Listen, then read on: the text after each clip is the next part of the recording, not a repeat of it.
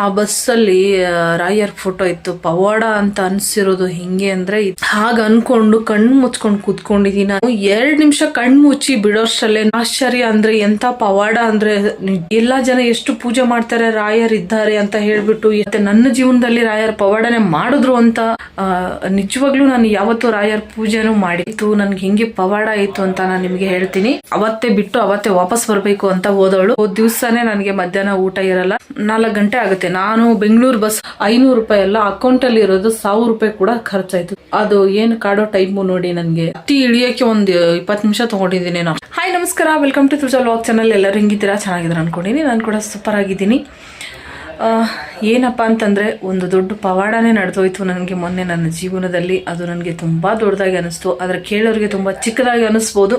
ಆದರೆ ನನ್ನ ಪ್ರಕಾರ ನನಗೆ ಅದು ಅವತ್ತಿನ ದಿವಸ ಆ ಟೈಮಲ್ಲಿ ನನಗೆ ಅದು ರಾಯರ್ ಇದ್ದಾರೆ, ರಾಯರ್ ಕೈ ಹಿಡಿದಿದ್ದಾರೆ, ಮತ್ತು ನನ್ನ ಜೀವನದಲ್ಲಿ ರಾಯರ್ ಪವಾಡನೆ ಮಾಡಿದ್ರು ಅಂತ ನನಗನ್ನಿಸ್ತು. ಒಂದೇ ಕ್ಷಣ ಫ್ರೆಂಡ್ಸ್, ಒಂದೇ ಕ್ಷಣದಲ್ಲಿ ನಾನು ಈ ರೀತಿ ನನಗೆ ಬದಲಾವಣೆ ಆಯಿತು. ನಾನು ಅಂದ್ಕೊಂಡಿದ್ದು ಆಗ್ಬಿಡ್ತಲ್ಲ ಅನ್ನೋದು ಅದು ನಿಜವಾಗ್ಲೂ ದೊಡ್ಡ ಪವಾಡನೆ ಅನಿಸಿರೋದು. ಅದು ಏನು ಎದರಿಂದ ಆಯಿತು, ಯಾಕಾಯಿತು, ಏನಾಯಿತು, ಯಾವ ಟೈಮಲ್ಲಿ ಆಯಿತು, ಏನಕ್ಕೋಸ್ಕರ ಆಯಿತು, ಎಲ್ಲವನ್ನು ನಾನು ಪೂರ್ತಿಯಾಗಿ ಹೇಳ್ತೀನಿ. ಪೂರ್ತಿಯಾಗಿ ವಿಡಿಯೋ ನೋಡಿ. ಹಾಗೆ ಚಾನಲ್ ಇನ್ನೂ ಯಾರೆಲ್ಲ ಸಬ್ಸ್ಕ್ರೈಬ್ ಮಾಡ್ಕೊಂಡಿಲ್ಲ ಸಬ್ಸ್ಕ್ರೈಬ್ ಮಾಡ್ಕೊಳ್ಳಿ. ವಿಡಿಯೋ ಇಷ್ಟ ಆದರೆ ಲೈಕ್ ಮಾಡಿ, ನಿಮ್ಮ ಅನಿಸಿಕೆನ ಕಮೆಂಟ್ ಮಾಡಿ ತಿಳಿಸಿ. ನಿಜವಾಗ್ಲೂ ನಾನು ಯಾವತ್ತೂ ರಾಯರ್ ಪೂಜೆನೂ ಮಾಡಿಲ್ಲ, ಯಾವತ್ತೂ ನನಗೆ ರಾಯರ್ ಪೂಜೆ ಮಾಡಿಲ್ಲ. ನಾನು ಯಾವಾಗಾದರೂ ರಾಯರ್ ಕಂಡ್ರೆ ಪ್ರತಿಯೊಂದು ದೇವ್ರ ಮೇಲೂ ನನಗೆ ಭಕ್ತಿ ಇದೆ. ಆದರೆ ನನ್ನ ಮನೇಲಿ ಫೋಟೋ ಕೂಡ ಇಲ್ಲ. ಆದರೂ ನಾನು ರಾಯರ್ ಪೂಜೆ ಮಾಡಿಲ್ಲ ಯಾವತ್ತಿಗೂ. ನಾನು ಇನ್ನೂ ರಾಘವೇಂದ್ರ ಸ್ವಾಮಿಯವ್ರನ್ನ ನೋಡೇ ಇಲ್ಲ, ಅಂದರೆ ನಾನು ಅಲ್ಲಿಗೆ ಹೋಗಿಲ್ಲ ನೋಡಿ. ನನಗೆ ರಾಘವೇಂದ್ರ ಸ್ವಾಮಿ ಹೆಸರು ಮಾತ್ರ ಗೊತ್ತು, ದೇವ್ರ ಹೆಸರು, ಊರ ಹೆಸರು ಗೊತ್ತಿಲ್ಲ. ನಾನು ನೆನಪು ಮಾಡಿಕೊಂಡ್ರು ಬರ್ತಾ ಇಲ್ಲ. ಮಂತ್ರಾಲಯ, ನಾನು ಮಂತ್ರಾಲಯಕ್ಕೆ ಇನ್ನೂವರೆಗೂ ಹೋಗೇ ಇಲ್ಲ. ಏನಂದರೆ ನನಗೆ ಏನು ಆಯಿತು, ನನಗೆ ಹೆಂಗೆ ಪವಾಡ ಆಯಿತು ಅಂತ ನಾನು ನಿಮಗೆ ಹೇಳ್ತೀನಿ. ಫಸ್ಟಿಂದಾನೇ ಹೇಳ್ಬಿಡ್ತೀನಿ. ನಾನು ಸಿದ್ಧಾರ್ಥಗೆ ಕರ್ಕೊಂಡು ಸುತ್ತೂರಿಗೆ ಹೋಗ್ತಾ ಇದ್ದೆ. ಸುತ್ತೂರಿಗೆ ಹೋಗಬೇಕಾದ್ರೆ ಏನಾಯಿತು ಅಂದರೆ, ನಾನು ಸಿದ್ಧಾರ್ಥಗೆ ಬಿಟ್ಟು ಬರಬೇಕು ಅಂತ ಹೋದವಳು. ಅವತ್ತೇ ಬಿಟ್ಟು ಅವತ್ತೇ ವಾಪಸ್ ಬರಬೇಕು ಅಂತ ಹೋದವಳು. ಅಲ್ಲೇ ಉಳ್ಕೊಳ್ಳೋಕ್ಕಾಗತ್ತೆ, ಆ ಥರ ಟೈಮ್ ಇರುತ್ತೆ. ಅಲ್ಲೇ ಉಳ್ಕೋತೀನಿ. ಅಲ್ಲೊಂದು ದಿವಸ ಉಳ್ಕೊಂಡು ಬೆಳಗ್ಗೆ ಎದ್ದು ನಾಷ್ಟ ಮಾಡಿಕೊಂಡು ಬರ್ತೀನಿ. ಬಂದ ಮೇಲೆ ನನ್ನ ಹತ್ರ ತುಂಬ ಶಾರ್ಟ್ಕಟ್ಟಲ್ಲಿ ಹೇಳ್ತಾ ಇದ್ದೀನಿ. ಅದೆಲ್ಲ ಹೇಳಿದ್ರೆ ತುಂಬ ಜಾಸ್ತಿನೇ ಇದೆ. ಹಾಗಾಗಿ ನನಗೆ ಫಸ್ಟೇ ನಾನು ಸಿದ್ಧಾರ್ಥನ ಬಿಡೋಕ್ಕೆ ಹೋದ ದಿವಸನೇ ನನಗೆ ಮಧ್ಯಾಹ್ನ ಊಟ ಇರಲ್ಲ. ಮಧ್ಯಾಹ್ನ ಬರೀ 1 ಚಪಾತಿ ಶೇಂಗಾ ಹಿಂಡಿ ಹಾಕೊಂಡು ತಿಂದಿರ್ತೀನಿ. ನನಗೆ ಫಸ್ಟೇ ಊಟ ಇಲ್ಲ ಅಂದರೆ ನನಗೆ ಆಗೋದೇ ಇಲ್ಲ. ತಲೆ ಸುತ್ತು ಆಟೋಮೆಟಿಕ್ ಬಂದುಬಿಡುತ್ತೆ, ತಲೆನೋವು ಜಾಸ್ತಿ ಬರುತ್ತೆ. ಅವತ್ತು ಮಧ್ಯಾಹ್ನ ಊಟ ಇರಲ್ಲ. ಆಮೇಲೆ ನೈಟು ಬರೀ ಅನ್ನ ಸಾಂಬಾರು ತಿಂತಿರ್ತೀನಿ. ನನಗೆ ಅನ್ನ ಸಾಂಬಾರು ಸಟ್ಟಾಗಲ್ಲ ಜಾಸ್ತಿ ಅಂತ ಸ್ವಲ್ಪ ತಿಂದಿರ್ತೀನಿ. ಬೆಳಗ್ಗೆನೂ ಅಷ್ಟೇ ಪೊಂಗಲ್ ಇರುತ್ತೆ, ಸ್ವಲ್ಪ ತಿನ್ಕೊಂಡು ಬಂದಿರ್ತೀನಿ. ಅಲ್ಲಿಂದ ಬಂದ ಮೇಲೆ ನಾನು ಸುತ್ತೂರಿಂದ ಮೈಸೂರಿಗೆ ಬರೋಕ್ಕೆ ನನಗೆ 3:30 ಆಗುತ್ತೆ ಟೈಮು. 3:30 ಇಲ್ಲ, 4 ಗಂಟೆ ಆಗುತ್ತೆ. ನಾನು ಬೆಂಗಳೂರು ಬಸ್ ಹತ್ತೋಕ್ಕೆ ನನಗೆ 4 ಗಂಟೆ ಆಗುತ್ತೆ. 4 ಗಂಟೆ ಆಗುತ್ತೆ. ಅಲ್ಲಿಂದ ನಾನು ಮೈಸೂರು ಬಸ್ಸನ್ನು ಹತ್ಕೊಂಡು ಕೂತ್ಕೊಂಡಿರ್ತೀನಿ. ಬಸ್ಸಲ್ಲಿ ಸೀಟಲ್ಲಿ ಕೂತ್ಕೊಂಡಿರ್ತೀನಿ. ಕೂತ್ಕೊಂಡ ಟೈಮಲ್ಲಿ ನೀವು ಅನ್ಬೋದು, ಯಾಕೆ ನೀವು ಆಚೆ ಕಡೆ ಊಟ ಮಾಡ್ಬೋದಾಗಿತ್ತಲ್ವ, ಊಟ ಮಾಡಿದೆ ನೀವ್ಯಾಕೆ ಉಪವಾಸ ಇರಬೇಕಾಗಿತ್ತು ಅಂತ. ಯಾಕೆ ಊಟ ಮಾಡಿಲ್ಲ ಅಂತಂದರೆ, ನಾನು ಹೋಟ್ಲಲ್ಲಿ ನನ್ನ ಹತ್ರ ದುಡ್ಡು ಇರಲಿಲ್ಲ. ನಾನು ತೊಗೊಂಡೋಗಿರೋದೆ 500 ರೂಪಾಯಿ. ಹೇಳಿದ್ನಲ್ಲ, ನಾನು ಬರೀ ಬಿಟ್ಟು ಬರೋಕ್ಕೆ ಅಂತ ಹೋದವಳು. 500 ರೂಪಾಯಿ ಸಾಕು ಅಂತ ನಾನು 500 ರೂಪಾಯಿ ಮಾತ್ರ ತೊಗೊಂಡೋಗಿದ್ದೆ. 500 ರೂಪಾಯಿ ಎಲ್ಲ ಅಕೌಂಟಲ್ಲಿ ಇರೋದು 1000 ರೂಪಾಯಿ ಕೂಡ ಖರ್ಚಾಯಿತು. 1500 ರೂಪಾಯಿ ಪೂರ್ತಿನೂ ಖರ್ಚಾಯಿತು. ನನ್ನ ಹತ್ರ ದುಡ್ಡೇ ಇರಲಿಲ್ಲ. ಹಾಗಾಗಿ ಊಟ ಎಲ್ಲೂ ಮಾಡೋಕ್ಕಾಗಲಿಲ್ಲ. ಅಲ್ಲಿ ಏನು ಬೆಳಗ್ಗೆ ನಾಷ್ಟ ಮಾಡಿದ್ನೋ ಮಠದಲ್ಲಿ, ಹಾಗೆ ಬಂದು ಬೆಂಗಳೂರು ಬಸ್ಸನ್ನು ಹತ್ಕೊಂಡು ಬಸ್ಸಲ್ಲಿ ಕೂತ್ಕೊಂಡಾಗ ನನಗೆ ಅವತ್ತು ನಾನು ಟ್ಯಾಬ್ಲೆಟ್ ಕೂಡ ತೊಗೊಂಡಿರಲಿಲ್ಲ. ಜರ್ನಿ ಟ್ಯಾಬ್ಲೆಟ್ ತೊಗೋತೀನಿ ನಾನು ಯಾವತ್ತು ವಾಮಿಂಟ್ ಆಗುತ್ತೆ ಅಂತ. ನಾನು ಅವತ್ತು ತೊಗೊಳ್ಳಿಲ್ಲ. ಯಾಕಂದರೆ ಸಿಕ್ಕಾಪಟ್ಟೆ ಹೀಟ್ ಆಗಿಬಿಟ್ಟಿದ್ದಾರೆ ಬಸ್ಸಲ್ಲಿ ಓಡಾಡಿ. ಈ ಕಣ್ಣು ನೋಡ್ಬೋದು ನೀವು, ಊದ್ಕೊಂಡ್ಬಿಟ್ಟಿದೆಯಲ್ಲ, ಗೊತ್ತಾಗ್ತಾ ಇದೆ ಅಲ್ವಾ ನೋಡಿ ಹೆಂಗೆ ಊದ್ಕೊಂಡಿದೆ. ಹಾಗಾಗಿ ನಾನು ಅದು ಟ್ಯಾಬ್ಲೆಟ್ನ ತೊಗೊಳಕ್ಕೆ ಹೋಗಲಿಲ್ಲ. ತುಂಬ ಹೀಟ್ ಆಗ್ತಾಯಿದೆ, ಟ್ಯಾಬ್ಲೆಟ್ನು ಅದು ಹೀಟ್ ಆಗುತ್ತೆ ಅಂತ ಹೇಳ್ಬಿಟ್ಟು ಹಾಗೆ ಬಂದು ಕೂತ್ಕೊಂಡಾಗ ತುಂಬ ಹೊಟ್ಟೆ ಹಸಿತಾ ಇತ್ತು. ಏನು ಮಾಡೋಕ್ಕಾಗಲ್ಲ, ಹೋಗ್ತೀನಿ ಬಿಡು, 1-2 ಅವರ್ ತನಕ ಸಹಿಸ್ಕೊಳ್ಳೋಣ, ಏನಾಗಲ್ಲ, ಅಲ್ಲಿ ಮನೆಗೆ ಹೋದ್ಮೇಲೆ ಊಟ ಮಾಡ್ಕೊಳ್ಳೋಣ ಅಂತ ಅಂದ್ಕೊಂಡು ಹಾಗೆ ಬಸ್ ಹತ್ತಿ ಕೂತ್ಕೊಂಡೆ. ಅದು ಏನು ಕಾಡೋ ಟೈಮು ನೋಡಿ. ನನಗೆ ಸಿಕ್ಕಾಪಟ್ಟೆ ವಾಮಿಂಟು ಆಯಿತು. ಬಸ್ಸಲ್ಲಿ ವಾಮಿಂಟ್ ಆಗಿ ಪೂರ್ತಿ ತಲೆ ಸುತ್ತು ಬಂದು ಇನ್ನು ನನ್ನ ಮನೆ ತಲುಪಲ್ಲ ಅನ್ನೋ ರೇಂಜಿಗೆ ಆಯಿತು. ಅಷ್ಟು ಗಟ್ಟಿ ಜೀವ ಮಾಡಿಕೊಂಡು ವಾಮಿಂಟ್ ಮಾಡಿಕೊಂಡು ನಾನು ಬೆಂಗಳೂರು ಬಂದು ತಲುಪಿದೆ. ಹೆಂಗೋ 2 ಅವರ್ ಸಹಿಸ್ಕೊಂಡು ಬೆಂಗಳೂರು ಬಂದು ತಲುಪಿದೆ. ಹೇಳ್ತೀನಿ ನಿಮಗೆ, ಕೆಂಗೇರಿಯಲ್ಲಿ ಬಂದು ಇಳಿದಿದ್ದೀನಿ. ಅದು ಸಿಡಿ ಇದೆ ನೋಡಿ, ಮೇಲಿಂದ ಹತ್ತಿ ಹೋಗೋದು. ಸತ್ಯಾವಾಗಲೂ ನನಗೆ ಹತ್ತಕ್ಕೆ ಆಗ್ತಾಯಿಲ್ಲ. ನಾನು ಅದು ಹತ್ತಿ ಇಳಿಯೋಕ್ಕೆ ಒಂದು 20 ನಿಮಿಷ ತೊಗೊಂಡಿದ್ದೀನಿ. ನಾನು ಅಷ್ಟು ನಿಧಾನವಾಗಿ ಹತ್ತಿ ವಾಮಿಟ್ ಬರ್ತಾಯಿದೆ, ತಲೆ ಸುತ್ತು ಬರ್ತಾಯಿದೆ, ಆಗ್ತಾನೇ ಇಲ್ಲ ಹತ್ತೋಕ್ಕೆ. ಹಿಂಗೋ ಕಷ್ಟ ಬಿದ್ದು ಇಲ್ಲಿಂದ ಅಲ್ಲಿಗೆ ಹೋಗಿ ಏನಿದು ಊರಿಸ್ಕಡೆ ಬರೇ ಮರ್ತೋಗ್ಬಿಡ್ತೀನಿ. ಕೆಂಗೇರಿಯಿಂದ ಬನಶಂಕರಿ ಬಸ್ಸು ಹತ್ತಿ ಕೂತ್ಕೊಂಡ್ಮೇಲೆ ಅದೇನು ಸಂಕಟ ಕಮ್ಮಿ ಆಗುತ್ತಾ ಬಸ್ ಸ್ಟಾಪ್ ಚೇಂಜ್ ಮಾಡಿದ್ರೆ? ಇಲ್ಲ ಅಲ್ಲ. ಅಲ್ಲಿಂದ ಹೇಳ್ತೀನಿ ನಿಮಗೆ, ಮತ್ತೆ ಇನ್ನೂ ವಿಪರೀತ ಸಂಕಟ, ನನಗೆ ಆಗ್ತಾನೇ ಇಲ್ಲ.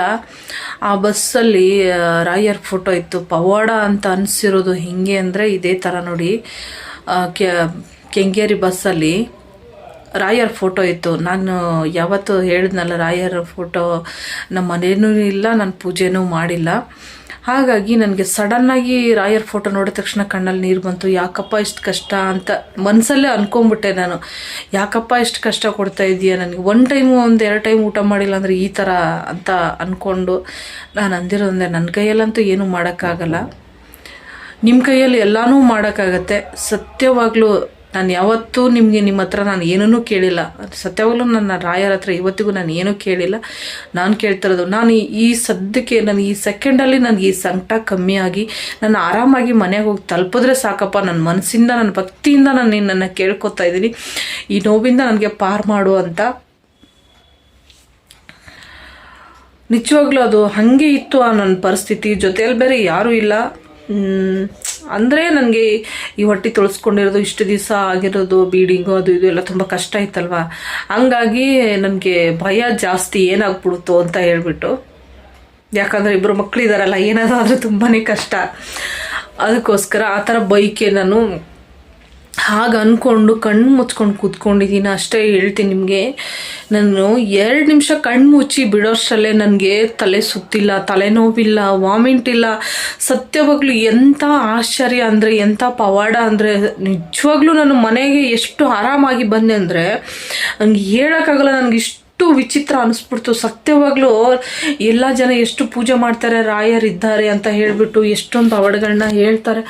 ಆದರೆ ಅವ್ರವ್ರ ಜೀವನದಲ್ಲಿ ಅವ್ರು ನಡೆದಿರೋದು ಖಂಡಿತ ಅದು ಹೇಳಿರ್ತಾರೆ. ಆದರೆ ನಮಗೆ ನಾವು ಅವಾಗ ಅದು ಅನುಭವಿಸಿರಲ್ಲ ಅಲ್ಲ, ನಮ್ಗೆ ಅವಾಗೇನೋ ಒಂಥರ ಅನಿಸುತ್ತೆ. ಆದರೆ ಇವಾಗ ನೋಡ್ತಾ ಇದ್ದರೆ ನಾನು ಅನುಭವಿಸಿದ್ದೀನಿ ನೋಡಿ, ಇವಾಗ ಅನಿಸುತ್ತೆ ಸತ್ಯವಾಗ್ಲೂ ರಾಯರು ಇದ್ದಾರೆ. ಯಾವ ರೇಂಜ್ ಇದ್ದಾರೆ ಅಂದರೆ ಹೇಳೋಕ್ಕಾಗಲ್ಲ. ಸತ್ಯವಾಗ್ಲೂ ನಾನು ಹೇಳ್ತಾ ಇದ್ದೀನಿ, ನನಗೆ ಆ ಸೆಕೆಂಡಲ್ಲಿ ನಾನು ಆ ಪರಿಸ್ಥಿತಿಯಲ್ಲಿ ನನಗೆ ಹೆಂಗೆ ಮನೆಗೆ ತಂದು ತಲುಪಿಸಿದ್ರು ಅಂದರೆ, ನಾನು ನಡ್ಕೊಂಡು ಬಂದಿಲ್ಲ, ಅವ್ರನ್ನೇ ನಾನು ಎತ್ತಿ ತೊಗೊಂಬಂದು ಮನೇಲಿ ಬಿಟ್ಟಿದ್ದಾರೇನೋ ಅನ್ನೋಷ್ಟು ನನಗೆ ಅವತ್ತು ಅಷ್ಟು ಖುಷಿ ಆಯಿತು. 1-2 ನಿಮಿಷದಲ್ಲೇ ನನಗೆ ಆ ನೋವು ಸಂಕಟ ಯಾವುದೂ ಕೂಡ ಇರಲಿಲ್ಲ. ನಾನು ಬೊಮ್ಮನಹಳ್ಳಿಯಿಂದ ಮನೆವರೆಗೂ ನಡ್ಕೊಂಡು ಬಂದಿದ್ದೀನಿ. ಆ ಸಿಡಿ ಹತ್ತಕ್ಕಾಗಿರಲಿಲ್ಲ ನನಗೆ ಅಲ್ಲಿಂದ. ಅಂಥವಳು ನಾನು ಬೊಮ್ಮನಹಳ್ಳಿಯಿಂದ ಮನೆವರೆಗೂ ಆರಾಮಾಗಿ ನಡ್ಕೊಂಡು ಬಂದಿದ್ದೀನಿ. ಹೆಂಗಂದರೆ ನಾನು ಹೊಟ್ಟೆ ತುಂಬ ಊಟ ಮಾಡಿದ್ದೀನಿ ಅನ್ನೋಷ್ಟು ಫೀಲು, ನನಗೇನೂ ಆಗಿಲ್ಲ, ನಾನು ಆರಾಮಾಗಿದ್ದೀನಿ ಅನ್ನೋಷ್ಟು ಫೀಲು ನನಗೆ. ನಿಜವಾಗ್ಲೂ ತುಂಬ ಅಂದರೆ ತುಂಬಾ ಖುಷಿ ಆಯಿತು. ಸತ್ಯವಾಗ್ಲೂ ರಾಯರಿದ್ದಾರೆ, ಯಾವತ್ತೂ ನಮ್ದವ್ರ ಕೈ ಬಿಟ್ಟಿಲ್ಲ ಅಂತ ಹೇಳ್ತಾರಲ್ಲ, ಬಿಡೋದು ಇಲ್ಲ ಫ್ರೆಂಡ್ಸ್. ನಾನು ಇವತ್ತಿಗೂ ಅವ್ರಿಗೆ ಮನಸ್ಸಲ್ಲಿ ಇಟ್ಕೊಂಡು ಯಾವತ್ತೂ ಪೂಜೆ ಮಾಡಿರಲಿಲ್ಲ. ನಾನು ನಿಜ ಹೇಳ್ತೀನಿ, ನಾನು ಸುಳ್ಳು ನಾನು ಮಾತಾಡೋಕ್ಕೆ ಬರಲ್ಲ, ನಾನು ಇರೋದೇ ಹೇಳ್ಬಿಡ್ತೀನಿ. ನಾನು ಸದಾ ನಾನು ಪೂಜೆ ಮಾಡಿದೆ ನಮ್ಮ ಮನೆ ದೇವ್ರನ್ನ, ಅಂಬಾಬಾಯಿನ ಮತ್ತು ಸಿದ್ಲಿ ಮುತ್ತ. ನಾನು ಜಾಸ್ತಿ ನಾನು ನೆನೆಸೋದು ಅಂದರೆ ನನ್ನ ರಾಯರ ಅಂತ ಬಂದರೆ, ನಾನು ಫೋನಲ್ಲಿ ನೋಡಿದಾಗ, ನಮ್ಮ ಫ್ರೆಂಡ್ಸ್ಗಳು ಮಾತಾಡಿದಾಗ, ಯಾವುದಾದ್ರೂ ವಿಚಾರಕ್ಕೆ ಹೇಳಿದಾಗ ಮಾತ್ರ ಅದು ನೆನಪಿಗಿರುತ್ತೆ. ನನಗೆ ಯಾವಾಗ ತಲೆಯಲ್ಲಿರಲ್ಲ. ಆ ಸೆಕೆಂಡಲ್ಲೇ ನನಗಾಗಿರೋ ಅನುಭವ ಅಷ್ಟು ಇಷ್ಟು ಅಲ್ಲ.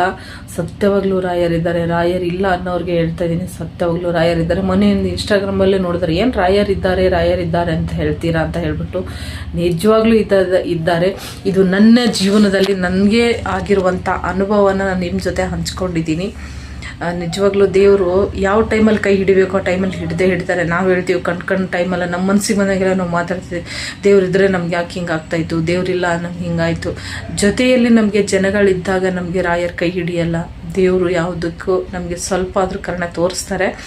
ಆದರೆ ನಮಗೆ ಯಾರೂ ಇಲ್ಲ ಅನ್ನೋ ಟೈಮಲ್ಲಿ ನಮ್ಮ ಕೈ ಹಿಡಿಯೋದು ಪಕ್ಕಾ ದೇವರು ಯಾವತ್ತೂ ಕೈ ಬಿಡಲ್ಲ. ನನಗಂಥದ್ದು ತುಂಬ ಸತಿ ಅನುಭವ ಆಗಿದೆ, ನಾನು ನಂಬಿರೋ ದೇವರಿಂದ. ಆದರೆ ನನಗೆ ಆ ಟೈಮಲ್ಲಿ ನನಗೆ ಯಾವ ದೇವ್ರಿಗೆ ನೆನೆಸ್ಕೊಳ್ಳೋಷ್ಟು ಕೂಡ ನನಗೆ ಇರಲಿಲ್ಲ, ಅಷ್ಟು ಸಂಕಟ ಇತ್ತು. ಸುಮ್ಮನೆ ಹಿಂಗೆ ಎದುರುಗಡೆ ನೋಡಿದಾಗ ಗ್ಲಾಸ್ ಮೇಲೆ ಇದ್ದಿರೋ ಆ ರಾಯರ್ ಫೋಟೋ ನೋಡಿ ಹಂಗೆ ಅಂದ್ಕೊಂಡಿದ್ದಕ್ಕೆ ಇಷ್ಟು ಚಮತ್ಕಾರ ಆಗುತ್ತೆ ಅಂತ ನಿಜವಾಗ್ಲೂ ನನಗೆ ಗೊತ್ತಿರಲಿಲ್ಲ. ಸತ್ಯವಾಗ್ಲೂ ನಾನು ರಾಯರ್ ಸತ್ಯವಾಗ್ಲೂ ಹೇಳ್ತಾ ಇದ್ದೀನಿ, ಈ ಥರ ಚಮತ್ಕಾರ ನಡೆಯುತ್ತಂತ ನನಗೆ ಗೊತ್ತಿಲ್ಲದೇ ನಾನು ಸುಮ್ಮನೆ ನನ್ನ ಬಾಯಿಗೆ ಬಂದಿದ್ದು ನಾನು ಮಾತಾಡ್ಬಿಟ್ಟೆ ಅಲ್ಲಿ ಮನಸ್ಸಲ್ಲಿ ಅಂದ್ಕೊಂಡಿರೋದು ಕೂತ್ಕೊಂಡು. ತುಂಬ ಅದ್ಭುತನೇ ಆಗೋಯ್ತು. ಇಷ್ಟು ದೊಡ್ಡ ಪವಾಡ ಅನಿಸ್ಬಿಡ್ತು ನನಗೆ. ನಿಮ್ಗೆ ಕೇಳೋರಿಗೆ ಅನಿಸಿರ್ಬೋದು ಅದೇನು ದೊಡ್ಡದು ಅಂತ. ಆದರೆ ಸತ್ಯವಾಗ್ಲೂ ನನಗೆ ನಾನು ಮನೆಗೆ ಬಂದು ಮುಟ್ಟಿರೋದೆ ನನಗೆ ದೊಡ್ಡ ವಿಷಯ ಅವತ್ತು. ಎಲ್ಲಾದ್ರೂ ತಲೆ ಸುತ್ತ ಬಿದ್ದುಬಿಟ್ರೆ ಯಾರು ಎತ್ಕೊಂಡ್ಬರ್ತಾರೆ? ನೀವೆಲ್ಲ ರಾಯರ್ನ ಯಾರೆಲ್ಲ ನಂಬ್ತೀರಾ ಕಮೆಂಟ್ ಮಾಡಿ ತಿಳಿಸಿ. ನನಗೆ ಈ ವಿಷಯ ಹೇಳಬೇಕು ಅಂತ 4 ದಿವಸದಿಂದ ಕಾಯ್ತಾ ಇದ್ದೆ, ನನಗೆ ಟೈಮ್ ಸಿಕ್ಕಿರಲಿಲ್ಲ. ಅದಕ್ಕೆ ಇವತ್ತು ನಾನು ಟೈಮ್ ಮಾಡಿಕೊಂಡು ಈ ವಿಡಿಯೋನ ಮಾಡಿದೆ. ನಿಮಗೆ ಈ ವಿಡಿಯೋ ಇಷ್ಟ ಆದರೆ ಲೈಕ್ ಮಾಡಿ. ರಾಯರ್ ಭಕ್ತರು ಎಷ್ಟಿದ್ದೀರಾ ನೋಡೋಣ, ಲೈಕ್ ಮಾಡಿ ಮತ್ತು ಕಾಮೆಂಟ್ ಮಾಡಿ. ಓಕೆ ಫ್ರೆಂಡ್ಸ್, ಈ ವಿಡಿಯೋ ಇಷ್ಟ ಆಗಿರುತ್ತೆ. ಯಾಕಂದರೆ ರಾಯರ್ ಬಗ್ಗೆ ನಾನು ಹೇಳಬೇಕಾಗಿತ್ತು, ನನ್ನ ಅನುಭವನ ನಾನು ಹಂಚ್ಕೋಬೇಕಾಗಿತ್ತು. ಅದಕ್ಕೋಸ್ಕರ ಈ ವಿಡಿಯೋ ಮಾಡಿರೋದು. ಓಕೆ ಫ್ರೆಂಡ್ಸ್, ಬಾಯ್, ಎಲ್ಲರಿಗೂ ನಮಸ್ಕಾರ.